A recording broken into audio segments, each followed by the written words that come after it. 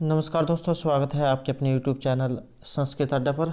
दोस्तों, आज की जो वीडियो है इसमें हम करेंगे यहाँ पर संस्कृत प्रैक्टिस सेट में 18 नंबर के संस्कृत के प्रैक्टिस सेट को। और अगर आपने हमारे इससे पहले वाले जो 17 प्रैक्टिस सेट नहीं देखे हैं तो इसे आप ऊपर आई बटन पर क्लिक करके देख सकते हैं, या जो हमारे चैनल की प्लेलिस्ट है वहाँ पर जाकर आप तक की जितनी भी वीडियो इनसे भी आप देख सकते हैं। और दोस्तों, इस वीडियो में जो हम ये जो क्वेश्चन जो करेंगे ये पहले एग्जाम हुए हैं, इनमें ये पूछे गए हैं। और एक बार जो क्वेश्चन एग्ज़ाम में आ जाते हैं तो उसके दोबारा भी आने की संभावना रहेगी। और अगर आप किसी भी एग्ज़ाम की तैयारी करें, चाहे इसमें आपका एसटेट है, यूपी टेट, आर टेट, तो कोई सा भी एग्ज़ाम है तो एग्ज़ाम में इसी तरीके के क्वेश्चन पूछे जाते हैं। और वीडियो शुरू करने से पहले अगर आपने अब तक हमारे चैनल को सब्सक्राइब नहीं किया तो सब्सक्राइब कर ले, और साथ में जो एक घंटे वाला आइकन है इसे जोड़ दबाएं, जिससे जो आपको हमारे आने वाली जो वीडियो है उसकी नोटिफिकेशन मिलती रहेगी। और दोस्तों, वीडियो को लाइक, कमेंट और शेयर जरूर कीजिएगा और हमारे साथ अंत तक बने रहिएगा। तो हमारा जो यहाँ पर पहला क्वेश्चन है कि इत्थम भूत लक्षण से संबंधित विभक्ति, ये दो विभक्तियाँ हैं जो ज़्यादातर एग्जाम में पूछी जाती हैं तृतीय विभक्ति से। एक तो जो है यहाँ पर ये जो दी गई है इत्थम भूत लक्षण, और एक अंग विकार वाली, ये अंग विकार है। लगभग जो एग्जाम में यही दोनों देखने को मिली हैं। तो इत्थम भूत लक्षण जो इसके योग में होती है तृतीय विभक्ति, जहाँ पर कोई लक्षण चिन्ह दिखाई देते हैं तो वहाँ पर तृतीय विभक्ति होती है। जैसे जटाभितापसन, जटावचेत पशु मालूम पड़ता है, या आप किसी को जो ऑरेंज कलर होता है जिसे आप कह देते हैं कि बब्बो वाले कपड़े पहन रहे हैं, तो अगर आपको कोई इस तरह के लक्षण दिखाई दें जिससे आपको उसके बारे में ये पता लग जाए कि ये वाली चीज़ है या ये व्यक्ति है, तो उसके लक्षण इस प्रकार से दिखाई दे तो वहाँ पर चाहिए इत्थम भूत लक्षण तृतीय विभक्ति उसके योग में रहेगी। तो इत्थम भूत लक्षण जहाँ पर कोई लक्षण चिन्ह ज्यादा दिखाई दे। तो और दूसरा अगर हम सूत्र की बात करें तो ये अंग विकार है। जहाँ पर शरीर में कोई अंग विकार होता है तो इसके योग में भी तृतीय विभक्ति का ही प्रयोग होता है। सूत्र लगता है उसमें ये अंग विकार है। जैसे कोई आँख से काना है, या पैर से लंगड़ा है, या सिर से गंजा है, तो जिसमें ये इस प्रकार के लक्षण होंगे तो उसमें ये अंग विकार सूत्र लगेगा और तृतीय विभक्ति का उसमें प्रयोग होगा। और कर्तृ तृतीय जो सूत्र है उसके द्वारा तृतीय विभक्ति होगी, और साधक तमम कर्णम के द्वारा कर्ण संज्ञा। तो ये कुछ बातें हैं जो आप एग्जाम में ज़्यादातर पूछ ली जाती है। नेक्स्ट जो क्वेश्चन है यहाँ पर अंत्य कर्ण तत्वस्य दंपत्यो स्नेह संश्रयात आनंद ग्रंथि रेकोयमापीति पठ्यते। यहाँ पर ये अपत्यम शब्द आया है, तो ये इसका संबंध यहाँ पर किससे है? इसका जो संबंध माना गया है ये रहेगा ऑप्शन सी, यहाँ पर संतान से। और उत्तरामचरित से ये लिया गया है जो महर्षि भभूति के द्वारा रचित है। और भभूति को कौन रस का कवि माना गया है, को रस कोण एवं निमित्त वेदात, तो आपने ये श्लोक जा सुन रखा होगा। तो महर्षि भभूति के जो उत्तरामचरित था वहाँ से लिया गया है।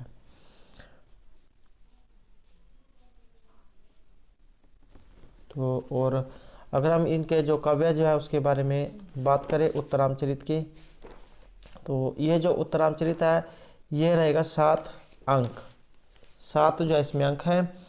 और उपजीव्य ग्रंथ रामायण है।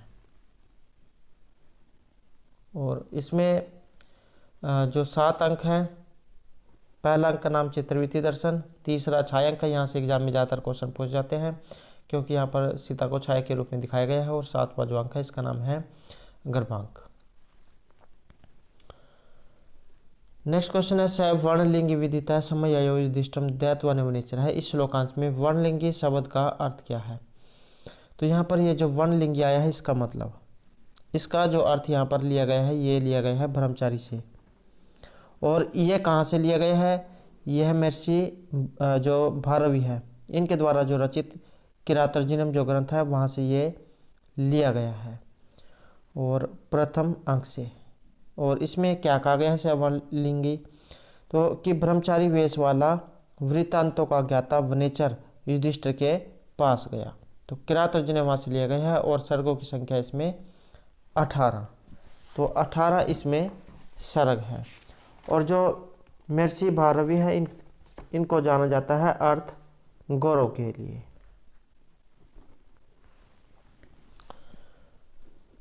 नेक्स्ट क्वेश्चन है यहाँ पर किरातोर्जुनियम का कथानक लिया गया है। तो किरातोर्जुनियम का जो कथानक यहाँ पर कहाँ से लिया गया है, इसका संबंध रहेगा वन पर्व से। तो महाभारत का जो वन पर्व है वहाँ से ये लिया गया है। और एक क्वेश्चन पूछा जाता है यहाँ पर बृहत्तरी का, कि बृहत्तरी में कौन कौन से आते हैं। तो एक तो यही आता है, एक किरातोर्जुनियम, दूसरा शिशुपाल वध और तीसरा नैषधीयचरित। किरातोर्जुनियम में सर्ग हैं 18, शिशुपाल वध में है 20 जो माघ के द्वारा रचित है, और नैषधीयचरित में 22 जो हर्ष के द्वारा रचित है। और किरातोर्जुनियम जो है महाभारत के जो वन पर्व है वहाँ से ये लिया गया है।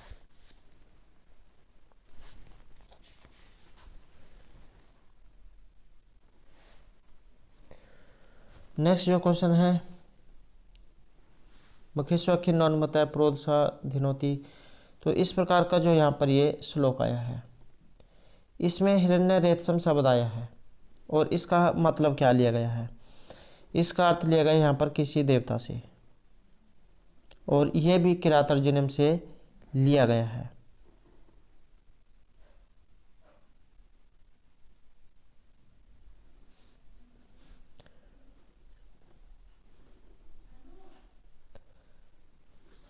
अगला क्वेश्चन यहाँ पर ज्ञान वद विदग्धुर ब्रह्म अपि नरम न रंजति। श्लोकांश में रंजति जो शब्द आया है इसका तात्पर्य क्या है, इसका जो अर्थ लिया गया है ये रहेगा ऑप्शन सी, मन का समाधान करने से।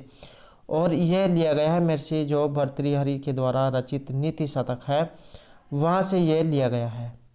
और इसमें कहा गया है कि यज्ञ, विशेषज्ञ और मूर्ख, विश्व में 3 तरह के ये प्राणी होते हैं। इसमें यज्ञ को आसानी से विशेषज्ञों को सुखपूर्वक समझाया जा सकता है, लेकिन जो मूर्ख व्यक्ति जो होता है उसको किसी भी तरीके से नहीं समझा सकता।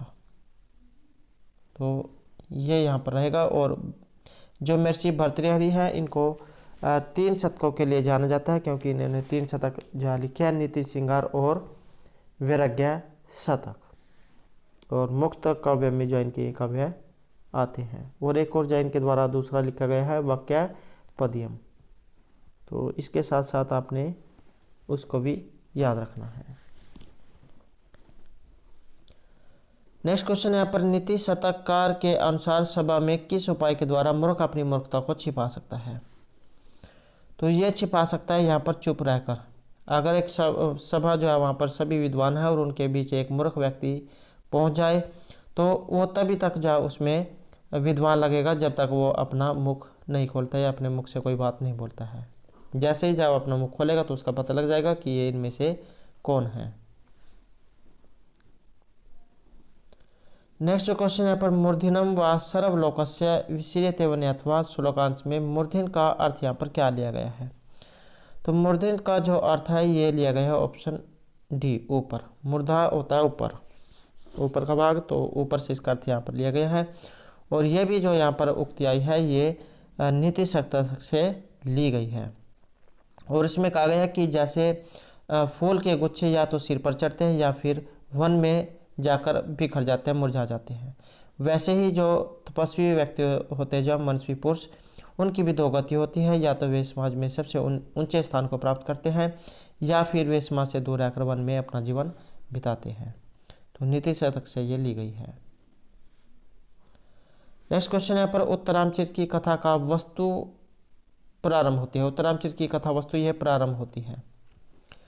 तो इसकी जो कथा वस्तु है ये मानी गई है यहाँ पर राम के द्वारा सीता के निर्वासन से। उत्तर अर्थात बाद की राम के जो चरित्र है उसके बाद की कथा का इसमें वर्णन है। इसमें जो है राम के जीवन के उत्तर भाग अर्थात रावण वध के बाद राज्याभिषेक से आरंभ करके सीता निर्वासन और बाद में सीता के पुनः समागम तक की कथा का वर्णन है। और इसका कथानक प्रख्यात अर्थात ऐतिहासिक है और इसमें कोई प्रतिनायक या प्रतिनायिका नहीं है। 7 अंक वाला इस नाटक में प्रथम अंक सबसे बड़ा और 7वां अंक सबसे छोटा माना गया है। नेक्स्ट जो क्वेश्चन है पर उत्तरामचरित में पात्रों की संख्या कितनी है। कई बार पात्र जो एग्जाम में आ जाते हैं तो महत्वपूर्ण ये यहाँ पर रहेंगे। पात्रों की जो संख्या इसमें ये 26 मानी गई है। कुछ जो है पात्र एक बार देख लेते हैं जो इसमें जैसे श्री राम, सीता, लक्ष्मण, शत्रुघ्न, जनक, अष्टावक्र, वशिष्ठ, वाल्मीकि, सौधातिकी, दंडायन, लवकुश, चंद्रकेतु, दुर्मुख, शंभुक, कौशल्या और अरुंधति। तो ये जो इसमें कुछ मेन जो है पात्र हैं। कुछ सूक्तियाँ हैं इसकी, जैसे वज्रातापि कठोराणी, मृदुनि कुसुमादापि, गुणापुजस्थानम गुणिषु, न लिंगम न च वयः, तृतीयोदकम च वह्नि च, न अन्यतः शुद्धिम अहर्तः, सत्ताम सद्विसंगम कथमपि पुण्यन भवति, और अपि ग्रावारोदिति अपि दलति वज्रस्य हृदयम। तो ये इसकी कुछ महत्वपूर्ण सूक्तियाँ हैं। अगला क्वेश्चन यहाँ पर उत्तरामचरित में वर्णित तमसा और मुरला ये दो कौन हैं? तो और एक ये भी एग्जाम में आ सकता है कि इनका वर्णन किस काव्य में हुआ है। तो ये जो उत्तरामचरित है इसमें इसका जो वर्णन हुआ है। और तमसा और मुरला यहाँ पर कौन है? तो ये यहाँ पर जो है नदी देवता है। तो दो ये नदी देवता है यहाँ पर। और तीसरे अंक का प्रारंभ जो है ये तमसा और मुरला नाम की जो नदी जो देवता है इनके साथ प्रारंभ होता है। तो नदी देवता ही रहेगा। और क्वेश्चन यहाँ पर उत्तरामचरित के जो नाटक जो है इसका जो तीसरा अंक है इसमें प्रधान रस कौन सा है? तो वैसे तो इसमें जो है करुण रस ही रहेगा। तीसरा अंक अब इसमें पूछा गया है तो तीसरे अंक में जो है करुण रस रहेगा, क्योंकि संपूर्ण में ही करुण रस है। तो करुण रस इसमें माना गया है। और महर्षि जो भभूति है उनको करुण रस का कवि माना गया है। कई बार एग्जाम में अगर आ जाए तो महर्षि भभूति करुण रस के कवि हैं। नेक्स्ट क्वेश्चन है यहाँ पर छाया अंक उत्तरामचरित का कौन सा अंक है? तो तीसरा जो अंक है इसको छाया अंक माना गया है, क्योंकि इसमें सीता जो उसको छाया के रूप में दिखाया गया है। और इसमें क्या कुछ घटना होती है एक बार देख लेते हैं। राम जो है पंचवटी में प्रवेश करते हैं। तमसा और मुरला नामक दो नदी देवताओं के समाधि के द्वारा वसंती नामक वन देवता से लवकुश व सीता विषयक वार्ता को सुनकर राम मूर्छित होते हैं। तब तक देव प्रसाद से गुप्त रूप धारणी सीता अपने प्रयत्नों से राम को होश मिलाती है तथा अपने प्रति रामचंद्र का अनुराग देखकर प्रसन्नता का अनुभव करती है। एक लंबी विरह व्यथा के बाद राम अश्वमेध संपादन हेतु अयोध्या लौट जाते हैं तथा सीता पुत्रों को मंगल ग्रंथि संपादन हेतु गंगा के पास लौट जाती है। और सीता के प्रत्यक्ष न होने से इस अंक को छाया अंक कहा गया है। तो ये जो है इसमें कुछ घटना हुई है। तो तीसरा अंक जो है यहाँ पर छाया अंक माना गया है। अगला क्वेश्चन यहाँ पर इतिश्वर नाम विपाकोपि जायते परम अद्भुत यह कथन है। तो ये कथन इनमें से किन का है? ये कथन है मुरला का। और जब यहाँ पर मुरला आ गई है तमसा और मुरला दो ये उत्तरामचरित में है। और इसमें क्या कुछ कहा गया है कि अलौकिक व्यक्तियों का दशा विप्रयास अर्थात बुरे दिन भी अत्यंत विस्मयजनक होते हैं, अर्थात बड़े आदमियों की सभी बातें बड़ी होती हैं।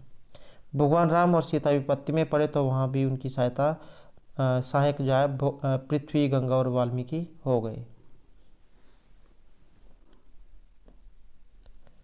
नेक्स्ट क्वेश्चन है यहाँ पर उत्तरामचरित का जो तीसरा अंक है इसमें दो पात्र के परस्पर संवाद में नाटकीय तत्वों का परिचय मिलता है। तो ये दो पात्र कौन कौन हैं? तो दो पात्र इसमें यही रहेंगे, तमसा और मुरला।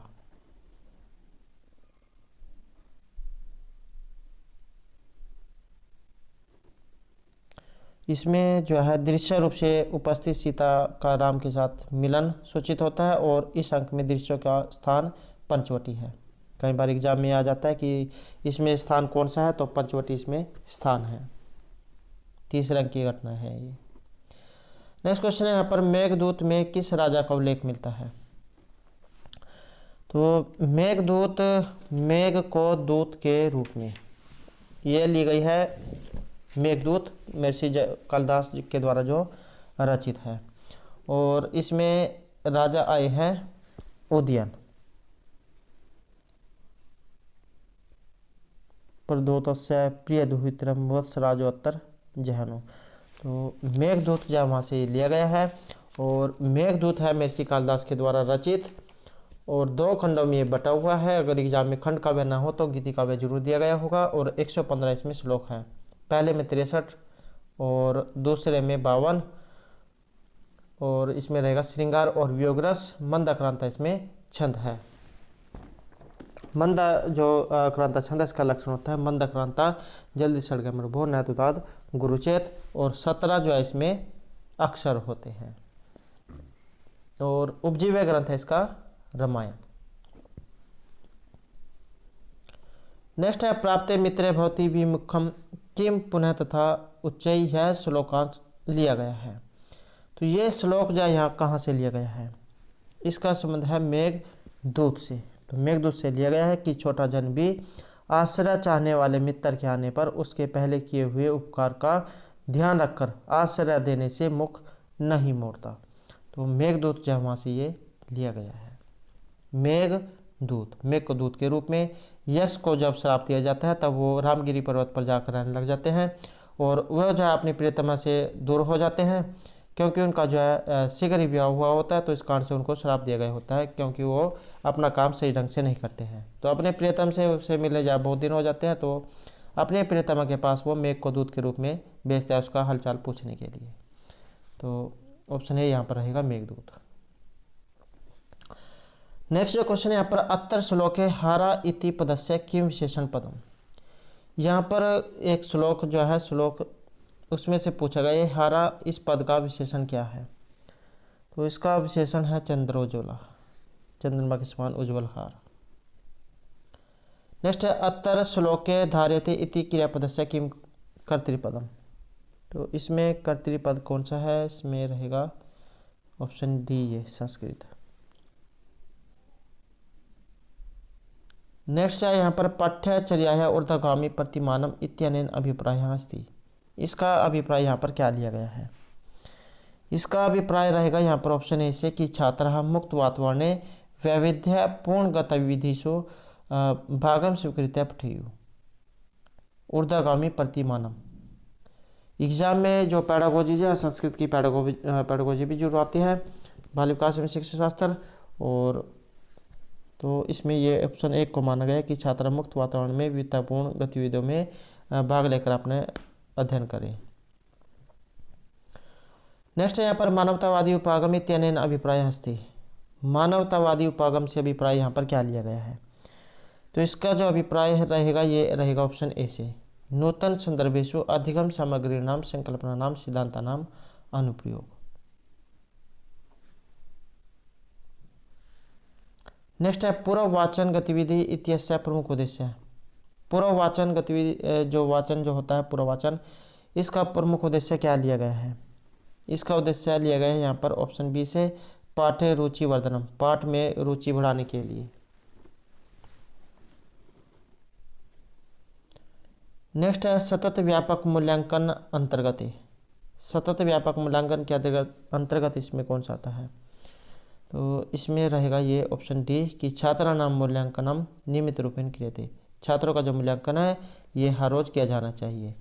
क्योंकि किया जाना चाहिए ताकि इससे पता लगे कि बच्चा जो है कितना पढ़ रहा है या कितना उसने याद किया है, पढ़ भी रहा है या नहीं।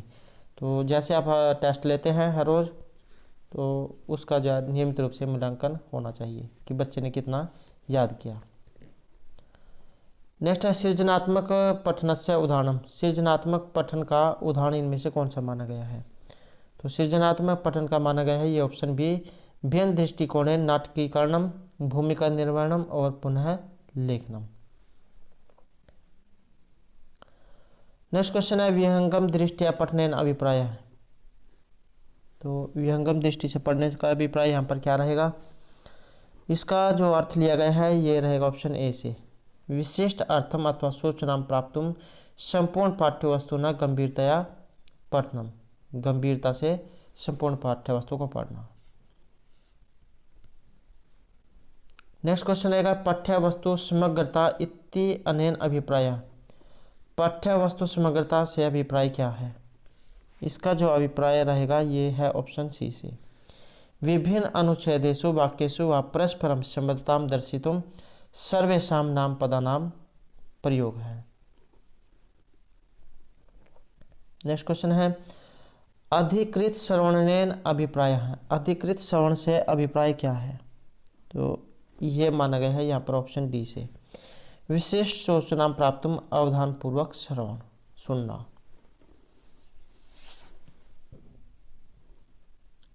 नेक्स्ट रहेगा लेखनम भाषणात् भिन्नम अस्ति। लेखन भाषण से भिन्न है, तो यह माना गया है यहाँ पर इसमें ऑप्शन डी को। लेखने पुनरावृत्ति अथवा संक्षेपीकरणस्य न्यूनता। नेक्स्ट है कस्याम अपि संस्कृत कक्षायाम अधिकाधिकम संस्कृतम प्रयोगेन लाभः भवति। कस्याम अपि संस्कृत कक्षायाम अधिक से अधिक संस्कृत का प्रयोग लाभकारी होता है, तो ये क्या है, किसके बारे में है, तो ये माने गए हैं यहाँ पर ऑप्शन ए सहज संस्कृत प्राप्त्यर्थम और संस्कृत प्रवेशस्य निर्माणम भवति। नेक्स्ट है संस्कृत शिक्षण की आवश्यकम। संस्कृत शिक्षण के लिए आवश्यक, तो यहाँ पर माना गया है संभाषण को, आपस में वार्तालाप करना, बातचीत करना। नेक्स्ट है अधुना इति अर्थे अत्र किम पदम। अधुना, अधुना का अर्थ होता है अब, तो यहाँ पर इसका क्या अर्थ रहेगा, यह है संप्रति। संप्रति भी अब होता है, अधुना भी अब। नेक्स्ट है अद्यतवे संस्कृत पाठनार्थम प्रायः कस्या भाषाया प्रयोग माध्यमिक रूपेण क्रियते। तो किस भाषा का प्रयोग यहाँ पर माध्यम रूप में नहीं है। संस्कृत पढ़ने के लिए प्रायः किस भाषा का प्रयोग माध्यम रूप में नहीं है, तो यह माना गया है यहाँ पर संस्कृत भाषा का, क्योंकि अब भी जो है संस्कृत को विकल्प के तौर पर पढ़ा जाता है। नेक्स्ट है अधित्य पदे का प्रत्यय।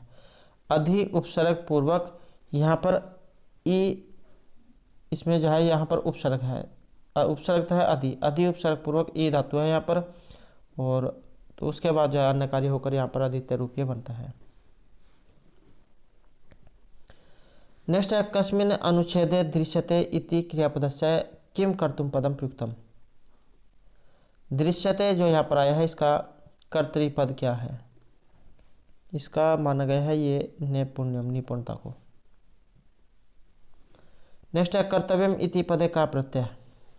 क्री तो यहाँ पर धातु है, और प्रत्यय इसमें कौन सा है, तो प्रत्यय रहेगा ऑप्शन सी। यहाँ पर क्री धातु है, तव्यत प्रत्यय, तव्यत का तव्य, तो कर्तव्य में रूप यहाँ पर बनेगा ही।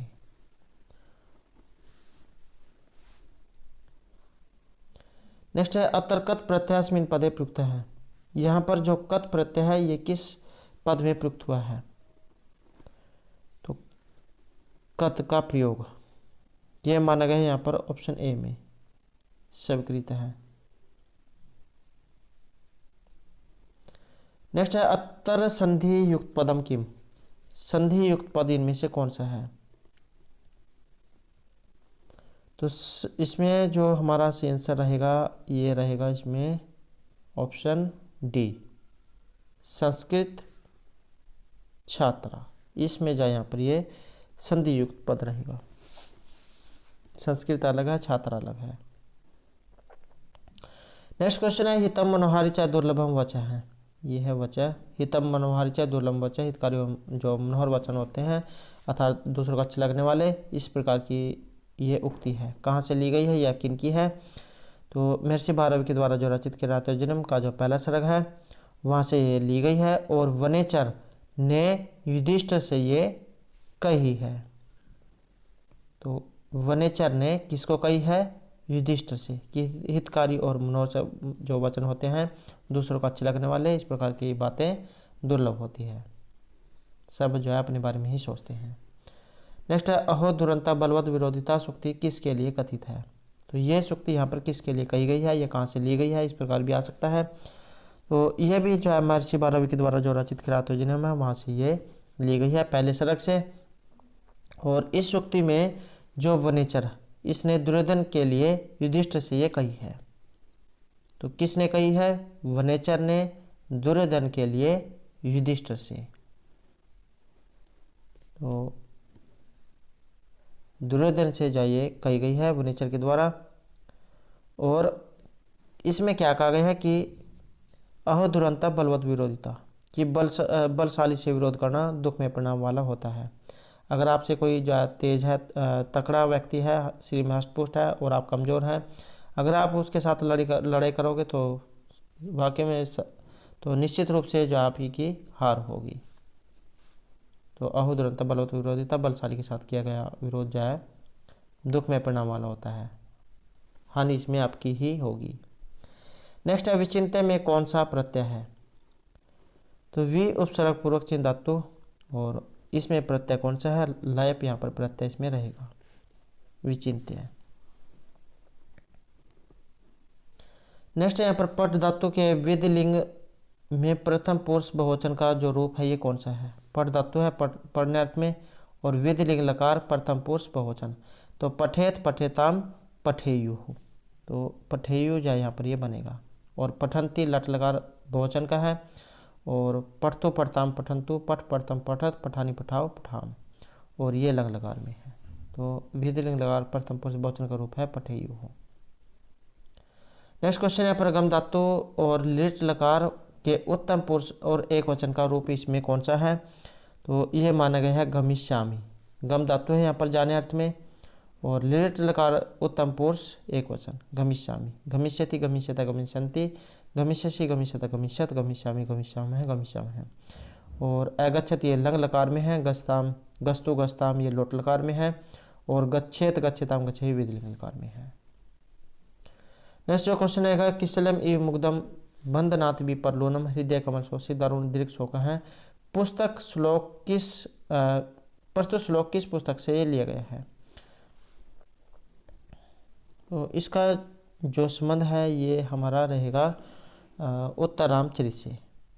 तो उत्तरामचरित जो वहाँ से लिया गया है तीसरे अंक से, और मुर्रा जा उनके द्वारा युक्ति कही गई है। नेक्स्ट क्वेश्चन यहाँ पर रे वर्ण का उच्चारण स्थान इनमें कौन सा है? उच्चारण स्थान जो है वेरी वेरी इंपॉर्टेंट है, क्योंकि उच्चारण स्थान एग्जाम में पूछ लिए जा सकते हैं। तो बात करें यहाँ पर उच्चारण स्थान की, ले जो है इसका उच्चारण स्थान इनमें कौन सा है? तो लरी तुलसा नाम दंता, तो लरी, और इसमें जो हमारा इस आंसर है ये रहेगा ऑप्शन बी, लरी तुलसा नाम दंता।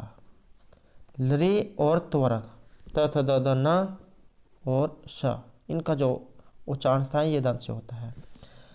अ कुहा विसर्जन नाम कंठ, अ और कवरग इनका उच्चारण स्थान कंठ से होता है। इच ऐसा नाम तालु, ई और चवरग य और श ये वाला तालवेश है, इनका स्थान तालु है। और री टुलसा नाम मूर्धा, री और टवरग र और ये मूर्धन्य से है, तो ये सभी मूर्धा से बोले जाते हैं। और उपपद्यमान नाम ओष्ठव, उ और पवरग, और इनका स्थान है ओष्ठ। यम गणना नाम नासिका, यम अंग अण और न, 5 है। कई बार एग्जाम में इनका पूछ ले जा सकते हैं कि ये जो यम गणम है ये या नासिका से बोले जाने वाले जो वर्ण है ये कौन कौन से हैं? तो ये 5 होते हैं यम गणनम, तो और नासिका से हम बोले जाते हैं। और कंठ तालु का होता है ए दैतो कंठ तालु, ए और ऐ, ओ दैतो कंठोष्टम, ओ और औ का जो उच्चारण स्थान कंठोरोष्ट से होता है। और व का रस्य दंतोष्टम, व का उच्चारण स्थान दंत और ओष्ठ से होता है। और एक एग्जाम में बाह्य प्रयत्न और अभ्यंतर प्रयत्न ये आ जाते हैं कि इनकी संख्या कितनी होती है? तो अभ्यंतर जो प्रयत्न है इनकी संख्या होती है 5, सपृष्ठ, ईसद सपृष्ठ, ईसद विवृत, विवृत और समृत। और अगर हम बात करें बाह्य प्रयत्नों की तो इनकी संख्या मानी गई है 11, विवार, स्मार, श्वास, नाद, घोष, अघोष, अलप्राण, महाप्राण, उदात, अनुदात और सवृत, तो इनकी संख्या 11 है। अभ्यंतर प्रयत्न 5 हैं, बाह्य प्रयत्न 11 हैं। नेक्स्ट है एक और रसाकुण एवं निमित्त भेदात उक्ति है, ये ली गई है कहाँ से? तो इसका संबंध रहेगा उत्तरामचरित से। नेक्स्ट है ओ के उपरांत यदि कोई स्वर आ जाए तो उसके स्थान पर हो जाता है। तो ओ को क्या होता है? एचो आय सूत्र जो है यहाँ पर लगेगा, और ओ को क्या करेगा? ये अव। अगर यहाँ पर इसके ऊपर 2 मात्राएं होती तब ये आव हो जाता, तो यह आपने याद रखना है। अगर ए हो ए को ए, अगर बड़ी ए जिसे दीर्घ ए कह देते हैं तो तब ये आय हो जाएगा।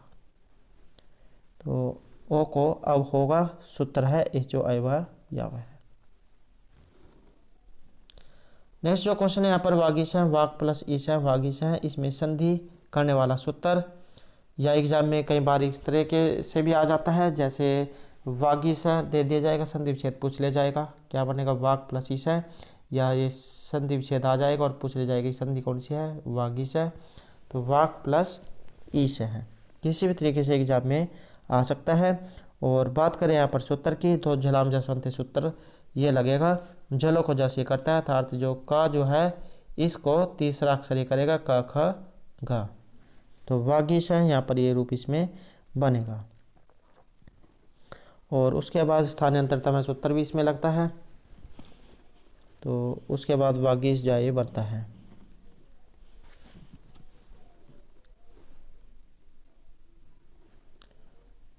नेक्स्ट क्वेश्चन है यहाँ पर महाराज। महाराजा में समास कौन सा आया है, महान चासो राजा महाराजा हैं, तो इसमें आया है कर्मधारय समास।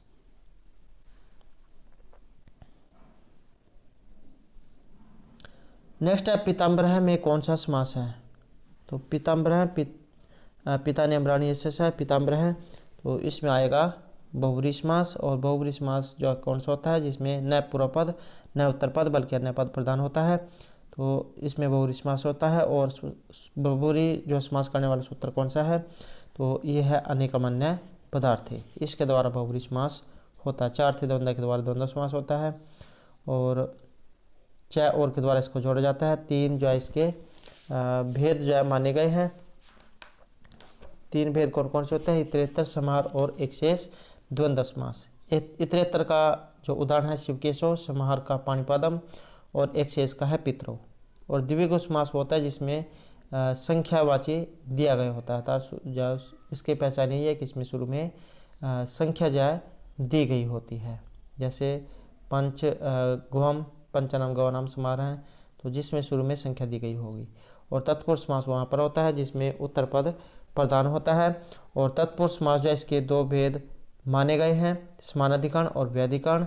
और जो व्याधिकरण तत्पुरुष समास है इसके आगे 6 या भेद हो जाते हैं, द्वितीय तत्पुरुष, तृतीय, चतुर्थी, पंचमी, षष्ठी और सप्तमी तत्पुरुष समास। और समानाधिकरण तत्पुरुष समास में होता है जिसमें दोनों विभक्तियां समान होती हैं, जैसे कृष्ण सर्प हैं। और व्याधिकरण में होता है जिसमें दोनों विभक्तियां अलग अलग होती हैं, जैसे गो सुखम गोभ्य सुखम। नेक्स्ट क्वेश्चन है आलस्य ही मनुष्य नाम शिरस्थो महान रिपुः न अस्ति उद्यम समय बंधु कुर्बाना न अवसीदति। इस श्लोकांश में महत्व प्रतिपादित है, तो ये श्लोक है और इसमें किसके बारे में बताया गया है, तो यहाँ पर रहेगा इसमें ऑप्शन सी कर्म के बारे में। और नीति शतक जो है वहाँ से ये लिया गया है। और कर्म की महत्व को प्रतिपादित करते हुए इसमें कहा गया है कि आलस्य अर्थात अक्रमणता मनुष्य का सबसे बड़ा शत्रु है। आलकस जिसे कह देते हैं आलस्य, तो सबसे बड़ा शत्रु है। और परिश्रम के समान कोई दूसरा मित्र नहीं है। तो कर्म करने वाले मनुष्य के कभी दुखी निराश नहीं होते, जो परिश्रम करते हैं। परिश्रम करेंगे तो उसका फल जो है आपको जरूर मिलेगा, चाहे जो है अभी नहीं मिले कुछ समय के बाद मिले, लेकिन मिलता जरूर है। नेक्स्ट क्वेश्चन है पर सेवा धर्म परम ज्ञान योग्य नामापि गम्य है, यह कथन है, तो इसका संबंध कहाँ से है, तो ये लिया गया है यहाँ पर भर्तृहरि के द्वारा जो रचित नीति शतक है वहाँ से लिया गया है कि सेवा धर्म बड़ा विकट होता है और योगियों के लिए भी अगम्य है। नेक्स्ट क्वेश्चन आएगा उपसर्ग धातु के साथ ये कहाँ पर आते हैं। उपसर्ग जो है इसका प्रयोग होता है धातु के पहले, शुरू में ये लगते हैं। और अव्यय ऐसे होते हैं जिनमें कोई परिवर्तन नहीं होता है। धातु लिंग वचन कारक तो किसी के कारण इसमें कोई परिवर्तन नहीं होता है, जैसे वैसे के वैसे ये रहते हैं। तो उपसर्ग पहले जोड़े जाते हैं और प्रत्यय बाद में। नेक्स्ट है हनुमते नमः, ये किस विभक्ति का रूप है, तो यहाँ पर जो नमः जो आया है नमे स्वस्ति स्वाहा सवदा अलम और वसठ, ये सूत्र है। और जहाँ कहीं भी ये हो इसके योग में चतुर्थी विभक्ति का प्रयोग होता है, जैसे यहाँ पर नम है, आया है, तो इसमें रहेगा ऑप्शन ए चतुर्थी विभक्ति।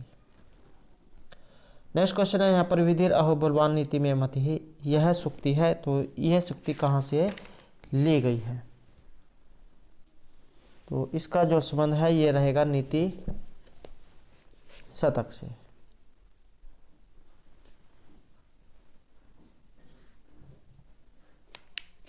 भाग्य जो है, भाग्य को, किस्मत को यहाँ पर बलशाली दिखाया गया है। नेक्स्ट क्वेश्चन है, यक्ष ने मेघ को किस मास के प्रथम दिवस देखा था? तो मेघदूत जहाँ वहाँ से ये लिया गया है, जो कालिदास, महर्षि कालिदास के द्वारा रचित है। और यक्ष ने मेघ को मास के प्रथम दिवस, यह इसमें कौन से महीने में देखा था? तो यह था उस समय आषाढ़ का दिन, आषाढ़ मास, साढ़ कह देसी भाषा में जिसे साढ़ कह देते हैं। नेक्स्ट क्वेश्चन है, कृतांत का अर्थ इनमें से क्या है? तो कृतांत जो है इसका अर्थ यहाँ पर दैव से लिया गया है, दैव भाग्य, और ये भी इसका संबंध भी जो है मेघदूत से है। नेक्स्ट है, नागेंद्र का अर्थ क्या है? नाग इंद्र, नागेंद्र, तो इसका मतलब लिया गया है यहाँ पर श्रेष्ठ हाथी से। नीति शतक जहाँ वहाँ से ये लिया गया है, जो भरतेर के द्वारा रचित है। नाग का नाम इंद्र है, नागेंद्र है। नेक्स्ट रहेगा संस्कृत शिक्षण मिति पदे का समास है। संस्कृत शिक्षण जो पद है इसमें समास, इसमें समास है ऑप्शन ए तत्पुरुष। नेक्स्ट है, भाषा अधिगमनार्थम अभिवृद्धि निर्माण हेतु आवश्यकम अस्ति। भाषा अधिगम के लिए और अभिवृद्धि निर्माण के लिए इनमें से क्या जरूरी है? तो जरूरी जो है यहाँ पर माना गया है ये ऑप्शन डी गीतायनम कलात्मकम कार्य है। गीत गाना अर्थात कलात्मक कार्य है, संगीत के माध्यम से सीखना या सिखाना, और कलाकारी, रचनात्मकता। नेक्स्ट है, भाषा अर्जन संबद्धम अस्ति। भाषा अर्जन से यहाँ पर संबंध है, तो इसमें जो संबंध माना गया है हमारा ये रहेगा ऑप्शन बी, भाषा प्रवेश निर्माणेन सहज भाषा अधिग्रहण। नेक्स्ट है, प्राथमिक स्तरे वाचन क्षमतायाः आकलनार्थम प्रभावशाली विधि। प्राथमिक स्तर पर वाचन क्षमता के और आकलन के लिए प्रभावशाली विधि इनमें से कौन सी है?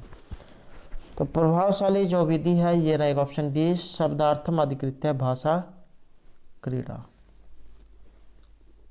तो प्राथमिक स्तर पर यहाँ पर ये कहा गया है।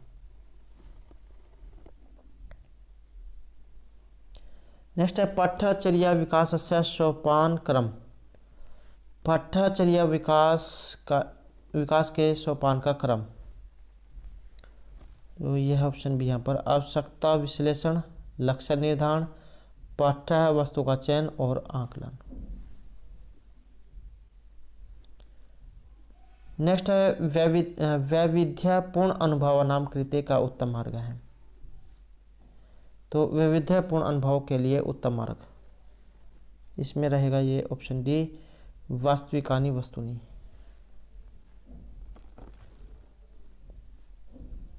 नेक्स्ट है, समगणक सहायन अनुदेशन अंतर्गत प्रतिरूपणात्मकम प्रतिमानम इत्यादि अभिप्राय है। ये दिया यहाँ पर ऑप्शन ए से यत् छात्राः अधिकाधिक सूचना प्राप्नुवन्ति प्रश्नांच उत्तरन्ति। छात्र जो अधिक से अधिक सूचना को प्राप्त करेंगे और प्रश्नों का उत्तर देंगे।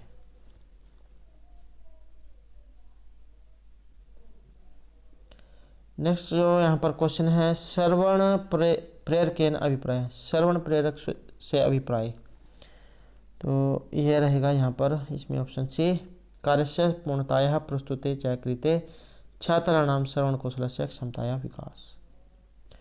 और दोस्तों अगर आपको जाए ऑप्शन में जैसे 4 ऑप्शन दिए गए हैं और कोई सा भी ऑप्शन नहीं आता है, तब जो भी उसमें बड़ी लाइन दी गई होगी आप उसे टिक कर सकते हैं। और ये काम तभी करना अगर आपको ये ना आता हो कि इनमें से कौन सा ऑप्शन सही है। तो जो सबसे बड़ी लाइन होगी वो आपने टिक करनी है।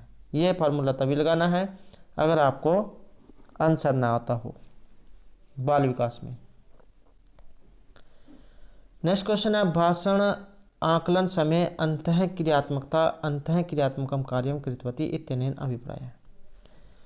भाषा आकलन में अंतः क्रियात्मकता और अंतः क्रियात्मक कार्यम कृतवती, इससे अभिप्राय, इसका जो अभिप्राय लिया गया है ये रहेगा हमारा ऑप्शन सी से, विभिन्न वस्तुनाम अथवा स्थानानाम अथवा प्रघटनानाम तुलना। नेक्स्ट है, लेखन कौशलस्य अभ्यासार्थम महत्वपूर्णम अस्ति। लेखन कौशल के अभ्यास के लिए यहाँ पर महत्वपूर्ण माना गया है। तो इसमें माना गया है ये सारांश लेखन को, तो लिखने के अभ्यास के लिए सारांश लेखन। तो दोस्तों ये थे हमारे आज के यहाँ पर संस्कृत प्रैक्टिस सेट से संबंधित कुछ महत्वपूर्ण क्वेश्चन जो आपके आगे आने वाले एग्जाम के लिए महत्वपूर्ण आएंगे। और दोस्तों अगर आपने अब तक हमारे चैनल को सब्सक्राइब नहीं किया तो सब्सक्राइब कर लें और हमारे साथ अंत रहने के लिए धन्यवाद।